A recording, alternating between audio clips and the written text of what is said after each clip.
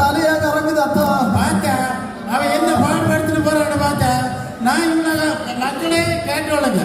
நான் 30 வருஷமாட்டி கத்தார்ல இருந்து சம்பாதிச்சது. இந்த காத்து கடல் வெயில் மழைன்னு பார்க்காம சாப்பாடு தூக்கம்னு பார்க்காம நான் சம்பாதிச்சு நான் இவன்ட்ட அனுப்புது.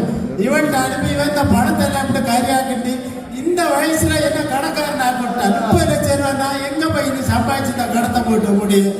அதனால நான் சொல்லுத மக்களே, நீங்க கேட்டு ஒழுங்க, உங்க சம்பாத்தியத்தை நீங்க ஒழுங்கா கடைபிடிங்க. எங்க நிலைமை வராதபடி நீங்க பார்த்து ஒழுங்க.